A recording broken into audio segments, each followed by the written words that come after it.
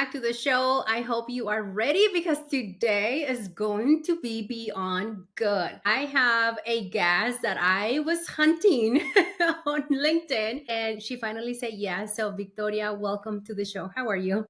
I am great. Thank you so much, Lucy, for having me. I'm so excited to be here. As much as you were hunting me, I was also wanting to be found by you. You were one of the podcasts that I was like, if I had a list of dream podcasts that I'd want to be on, Se Hola Wealth was one of them. So I Thank love this you. alignment. I'm like, thank you for saying that. So, we're going to dive on all things how to become a TEDx speaker because you are one of the very few Latinas that I know of that have become TEDx speakers.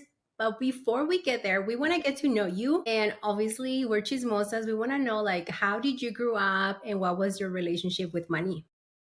Yeah, so I grew up in Colorado. That's where I was born and raised. And I grew up in a multiracial home. So my dad is African American, my mom is Mexicana and Indigena.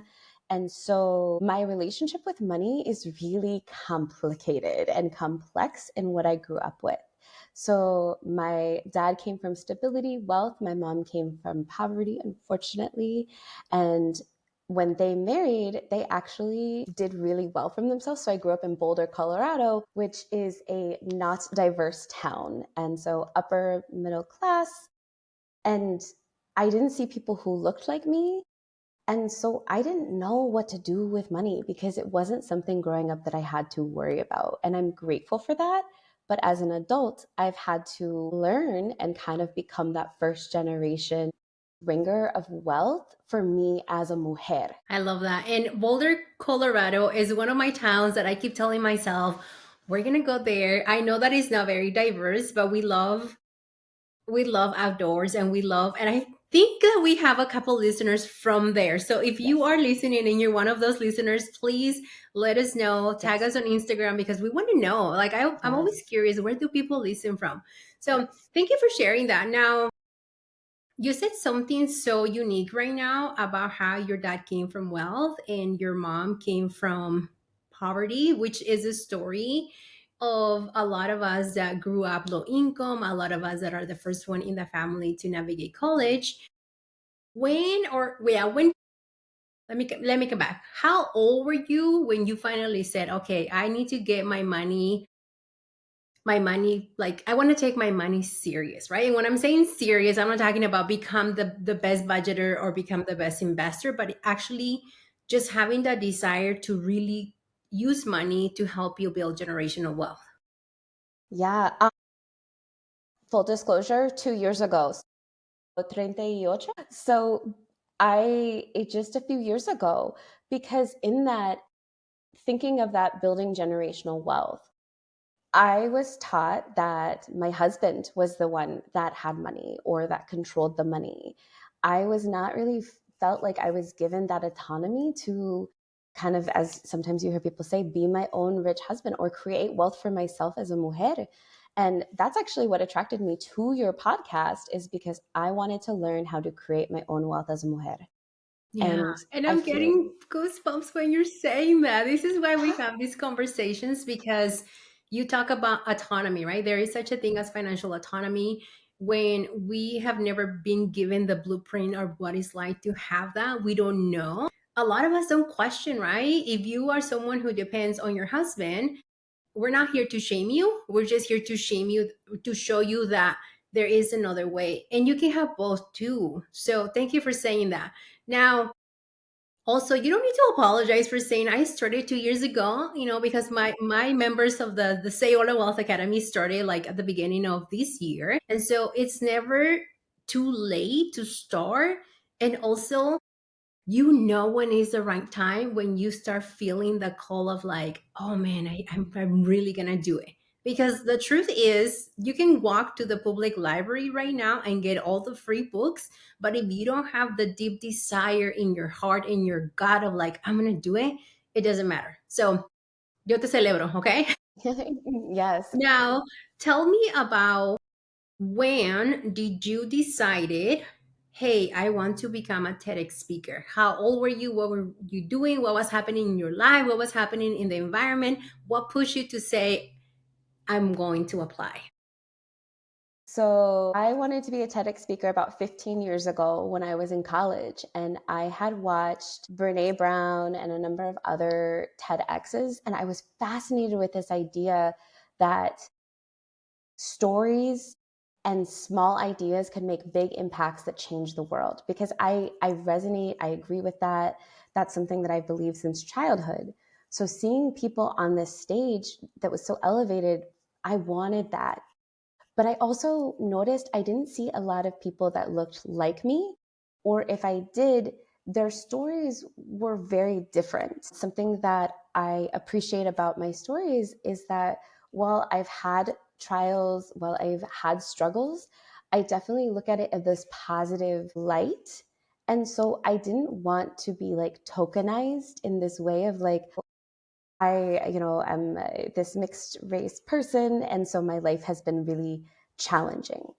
How Hold can I on, talk about? pause, Oh, yeah. please, because you just said something that I'm like, I know what it means, but believe it or not, there's a listener out there that still doesn't know what does it mean to be tokenized. So, tokenized is this you're the one example of what somebody might believe is that experience of that race, that culture, that identity. And a lot of times people use it as know this one person who is that instead of realizing we're not a monolith. Like, even within Latinidad, there is a variety of diverse experiences. And when we tokenize, we miss out on that. Thank you for explaining that. Now we're closing the parentheses. And for those of you that are watching on YouTube, thank you, because this was like such a good conversation to have because a lot of the people don't know what it means.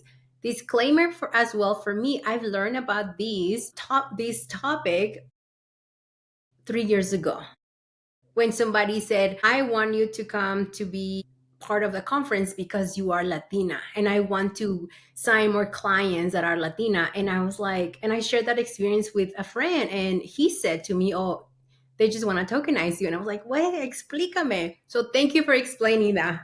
Yeah, and that's what I try to, because there's this idea that if you get one person's experience, you will then have the experience of all in that identity. And that's not true, like at all.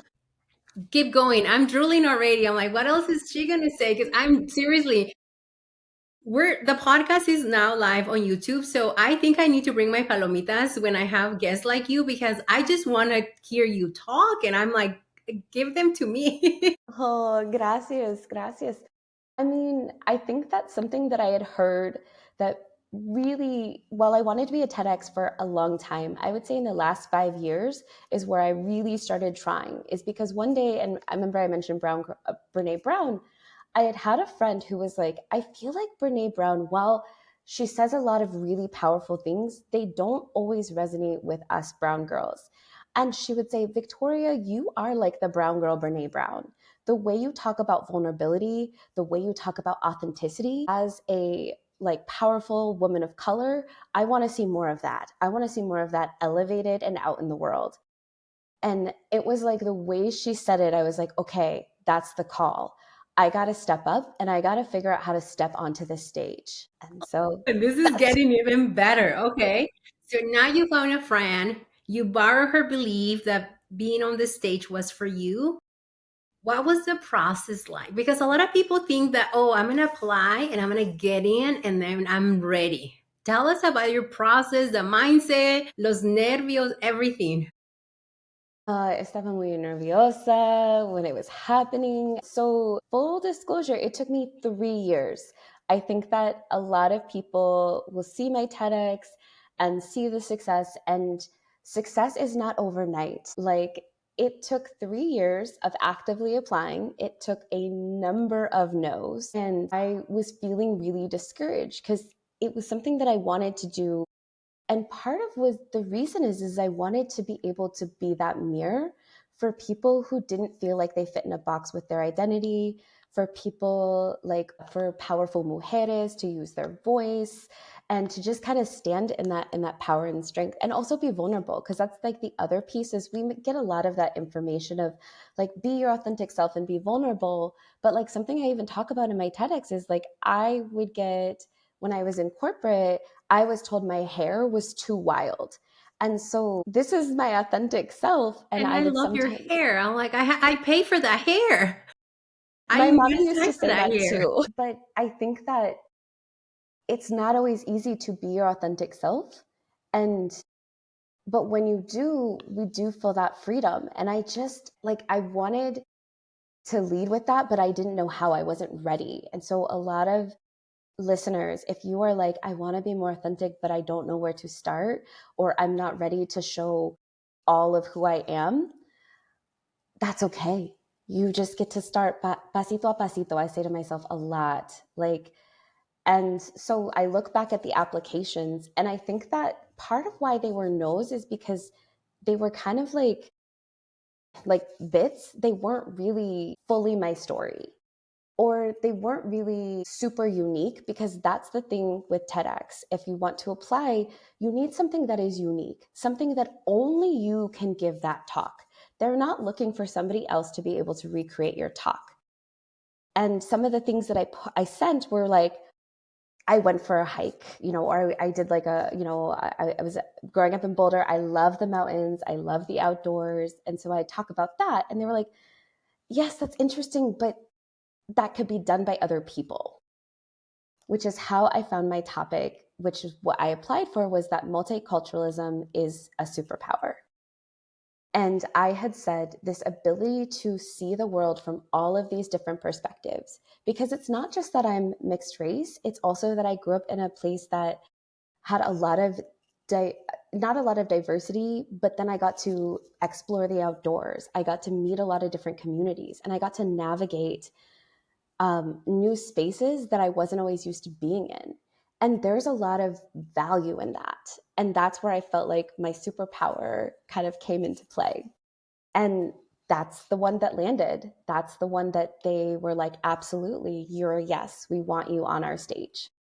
Like, I wish I could be like a mosca en la pared, like just to see you. So tell us about how many times did you get rejected? Because a lot of people want to apply, but they have these unhealthy relationship with rejection. And so I want to normalize that rejection is not we don't want you, it's just redirection. So how many times did you get rejected from the TEDx stage? Cinco. And Cinco. And I think I love what you said, rejection is just redirection. Because I look back, and had I given those talks, they would not have been with my corazon, which is the one that is out, is so led with my heart and so powerful. Like people I don't know message me on LinkedIn and say, I watched your TEDx. I am crying. I feel it. You were so brave. Your heart was so, I could feel it. I appreciate your vulnerability. I feel seen. And they were celebrating me. And so rejection is redirection. And remember, what is for you is for you. I Yeah. had felt that I was meant to give a TEDx since I was, 20 years old. It took me 15 years to do it, but I did it. And Yeah. so that's another thing, is for the listeners, if you have these big, bold dreams and maybe you don't see it today, that doesn't mean it's not a never. It might be not today, and that's okay. Yeah, and I believe that. I mean, I remember, so I love books. I'm writing a book right now. And I remember Wow. buying a book on how to prepare for a TEDx, to become a TEDx speaker.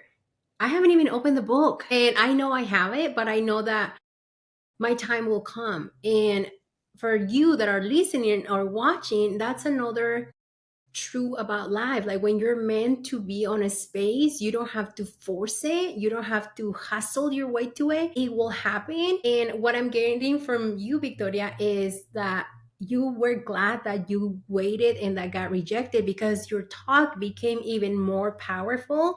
And it wasn't about just feeding the box, it was truly about your story. And I did watch your talk, by the way, as I prepared for this interview, and it was so like full of storytelling, which I love storytelling.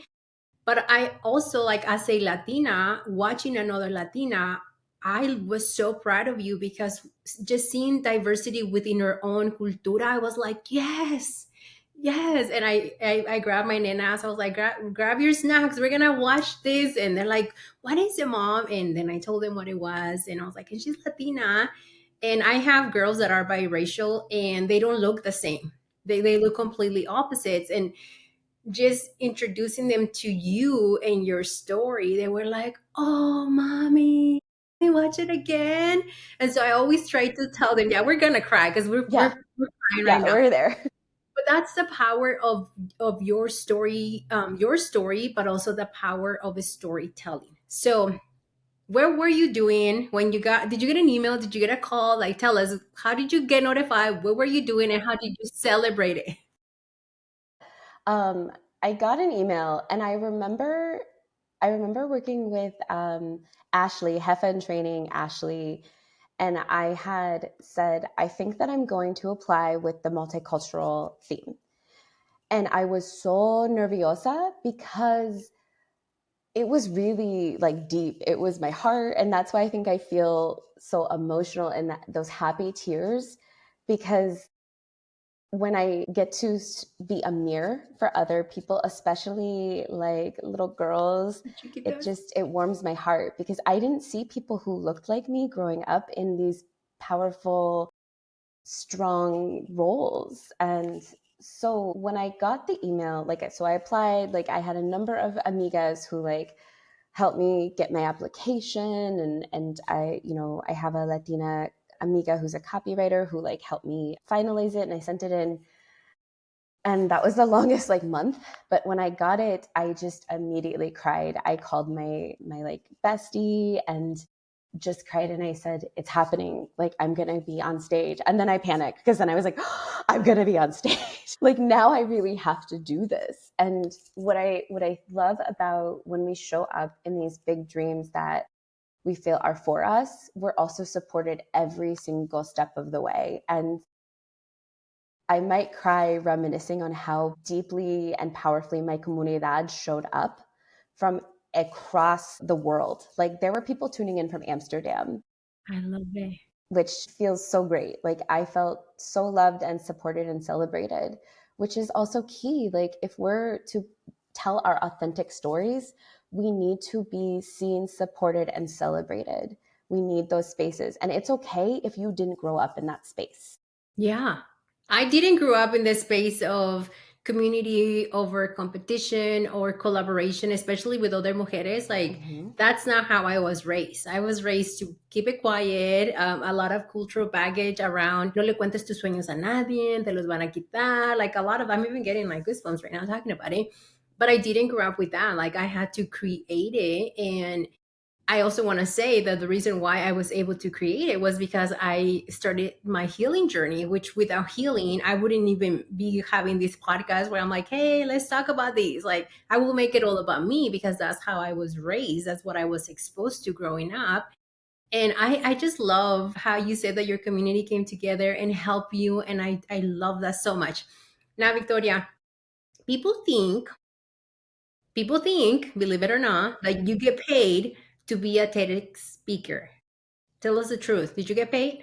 Not get paid. And full just like pro tip truth, la verdad. It is so much work. It was like having a part-time job that you do not get paid for. Does it give me credibility? Has it got me into rooms that I had not even dreamt of before? Absolutamente. But you do not get paid to be a TEDx speaker. And so you need to plan, which is what I did. I was really fortunate to have some people who strategized with me. And I was really fortunate that I have my own business that I could work around the asks of practice, the asks of writing, of rehearsal, because it takes so much time. But also, you mentioned something about healing. It is a lot of emotional energy. And if you're going to tell your authentic story, which is powerful, it might bring up some things. I talked about my familia, and I was the same way. Like my mommy was like, we don't talk about like in la casita, it's in the casita. Like you don't talk about what's going on in your house outside of your house. You keep it to your familia. And so to share the story on the stage, actually, my mommy was super proud, but she was also a little nerviosa because of that space. So I had to do some healing. I had to, when we talk about first generation, for me, I feel like I'm the first generation of my familia to go to therapy, to Same. like look deeply at myself and reflect and find that space. And so for me, it's key that if you, or I'm sorry, if you're wanting to give a TEDx, you need to make sure that you are supported financially, emotionally, spiritually, because it is a lot. It is worth it. It is powerful, but it's not easy, as Yeah. many worthwhile things aren't. Absolutely. I feel like you're talking about like I'm going through those emotions right now for the book. I'm like, "Oh my god, like I just have to sign the contract so people can publish it." And I'm having a lot of fears and a lot of doubts, and I do have my board of directors that support me, but even then it's like, "How am I going to be able to do these, right?" And sometimes I think especially with social media, a lot of people just show the highlights of, oh, I'm a published author or I'm a TEDx speaker, but they don't talk about, I was terrified. I was terrified of doing it, or I was terrified of writing, or I didn't believe in myself, or I have, five mujeres behind me that are like, yeah, you can do it. So thank you for shining a light on that. Now I want to ask you about the opportunities that you got from the TEDx speaker, because you said I was invited to bigger rooms. We want to know what kind of rooms are those? Yeah, so I have been asked to speak. I'm getting much more business, and one of the more recent, I have some things in the pipeline that I still can't quite fully Yes, disclose, don't tell but us. just a space of being able to take larger stages and tell my story. And in that space of being a brown girl, Brene Brown, which feels really powerful and like what I had wanted. And unfortunately, sometimes, and you're in the middle of publishing a book, it's not always easy as a Latina to find those spaces that are going to want to celebrate our stories, whether they're published or on stage. And so by giving this TEDx, it kind of takes that credibility to say, hey, this is my like business card to say, people want to hear me. I gave a TEDx. I have a very interesting story. And So I I love think that that. I that's love that what's been because great. when you're winning, we're all winning. And I think that that has been one of my mottos in life for the last 5 years. Is like, maybe I'm not on the stage yet, Yeah. but if she's there, like, we're already winning, because again, we can show other younger generations like, hey, you don't need to look at anybody else's talk but a Latina talk. And I know for my nenas specifically, like, they take so much pride on being Latinas. And I not always felt the pride of like, oh, soy Latina, right? In fact, in corporate America, I did so many things to look less Latina, right? Like, Same. hello, I look very Latina, but I did what I thought was a way of hiding my Latinidad. Like, pintarme los labios de color, never. And my hair was lighter, Same. my clothes look different, all of these things. And I think that's why it's so important that we have these conversations to show other Latinas that it's okay to be us. And right now, with everything happening, it might not feel like it's safe to be us, but it is safe to be us, and it's safe to be in community. Yep. It's safe to be you. And if if you haven't found that community yet, it's okay. You belong. And that's so much what I talked about is that I wanted to make a talk that the people that felt like they didn't belong because maybe they were different, that they didn't have to change who they are to be loved and accepted, that maybe they needed to change their surroundings or the people around them, but that they deserve to belong. And I really had felt, because one of the lines, and you had mentioned it earlier about the box. And so it's so funny that I put all those applications in and they were in the box. And my TEDx was about being outside of the box. And for the listeners, and certainly, please go watch it. But I do start with the story of my madre, who I got in trouble in school when I was 8 because my mom didn't fill out the form to check the box because there wasn't a box for me. And my mommy told me then, is she says, Mija, you're all of who you are. Like, don't let anybody tell you otherwise.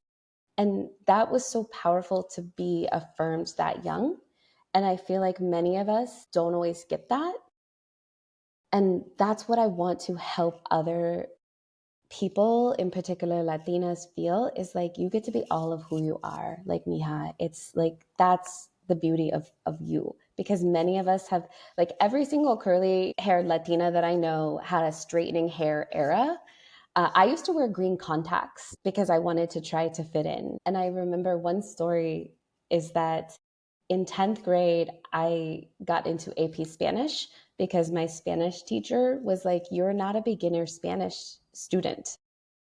And she didn't know that I grew up kind of speaking Spanish. And I had hidden that part of using my lenguaje for so long because I was afraid if people know, then I can't, I was afraid that I wouldn't be have the access to like the wealth and success. And I feel like that's what I love about the work that you do, Lucy, is that you show people that they can have access to wealth, to success by being their authentic selves. That's Yeah. so powerful. And speak Spanish and Spanglish. Like, and Spanglish. recently I'm speaking more Spanish.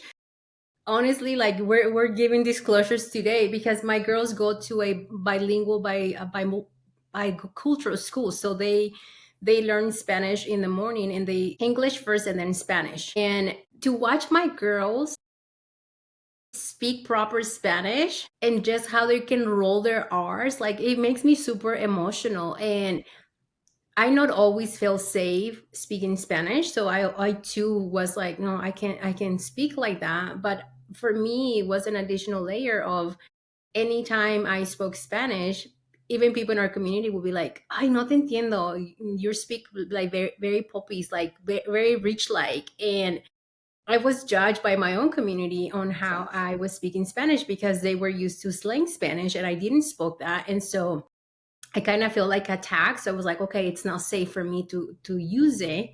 But with my girls now, their grandpa's here by the time we're recording the podcast, and he doesn't speak Spanish. He's a white man, but they love grandpa. Like anytime he comes to visit, and they're like get to the house from school, and they're talking to him about like abuelito, ¿cómo está? La, la, la. And he just looks at them. He's like, see, see. And so I Yeah. just love the interaction of how they just fully embody who they are. And I want that for us, like in our community, I want us to embody the fact that yes, you don't need to speak perfect Spanish, by the way, right? Because there's a lot of people that don't know how to speak it well, and we also shame that. And you just get to decide who you want to be. So thank you for saying that. Now, Victoria, you got bigger opportunities because of being on the TEDx stage, sharing your story. I want us to normalize earning money, okay? Did you ever, in your wildest dream, thought that you were gonna get paid to speak? No, I mean, I wanted to, but I had no idea how to start or where to start. And my first speaking gig, they were like, "We can give you $100." And I said, "Okay." And I treated it like it was this gift instead of realizing I'm the gift. And my voice and the stories that I tell and what I bring is of value. And that experience deserves to be compensated of that value. Yes, I'm like, yes. Now, there's people that are listening right now and they say, I have a story to share. I know I'm a really good speaker, whatever that means for them, right? Because I also have the people that I have to change the way I sound and can say this, can say that. But once they're comfortable with their voice and they have a story to share, how much can they expect to earn? So, are you comfortable giving us a range of how much money you make per speaking? I mean, it's a variety, but you can make anywhere from 5,000 to 10, 20. There are speakers out there. My goal, I'm not there yet, but my goal is to start getting 25,000 or more for speaking gigs. Yes, It you might will. take a little time, but I know that there are like gringos out there who are making hundreds of thousands of dollars for speaking For gigs. sure. So I don't like, make that yet, but I have had one of my mentors who is a black woman. She makes 50,000 per speaking engagement. mhm, So I know it's possible. it's absolutely possible. And like, por qué no? Like, why not me? Like, and that was also like that piece of mindset when I had to kind of look at money is I had an ex of mine who came from a lot of wealth, and he was trust fund. And I remember watching how he was just educated about money, about all of these, how the ins and outs, investments. And he actually didn't want, that's what was interesting, is he didn't want, he just was kind of like, I don't really care about money, because he didn't have to. And I remember asking him once when he worries about money. And he had told me that when his bank account, his savings account, not even just it, or checking, his checking account is below $50,000, that's when he worries. That's not even his savings. And I remember sitting there and going, Wait, did you say 5 or 50 or like 500? five, and at that, here I am, like, okay, if I have $500 in the bank, this was many years ago, I was like, I felt I was celebrating. And that's when I was like, wait, what is it about money that he knows that I don't? And it did totally feel like there was a game being played, and somebody was keeping the rules from me. But this guy, they were gladly giving him those rules. Yeah. And so I was like, I want to know the rules of this game, because I deserve to play. I want to play. And I want to have a life of comfort and ease and of success. For me, one of my big financial goals was to be able to travel where I wanted, when I wanted, and to work from anywhere, which is, I'm living that. Like, I'm Yeah. actually currently on a road trip while running my business. And so being responsible and smart and learning about money has helped me afford that life. And I gave us a talk recently, and one of the people came up after and they were like, "So are you like camping, or like do you sleep in your car?" And I was like, "No, I stay at really nice Airbnbs." And they were like, How? You must be "Why? doing How?" something wrong, Victoria. Like, "But that's not a road trip." And I'm like, "No, I get in my car and I drive for hours and then I go to my nice Airbnb." And they were like, wow. And it was because I had realized, and whatever that person's assumptions were about me or my life don't matter, but I wanted to break this idea that you have to do something on the cheap or be in discomfort because it's easy, because I grew up with that, and would even kind of see at times my mommy sometimes struggle with that. And one of the greatest gifts that I've been able to give is helping my mommy get comfortable with a level of luxury and comfort in her life. One of my paid speaking gigs, I was really fortunate enough, I had kind of put in the negotiation that they would also fly my mommy out to the event. And they did. It was about being Afro Latina. And so they flew my mommy out, and we were staying in this bougie boutique hotel, and she got her own room. And I just remember her crying and being like, Es I could have mucho. this.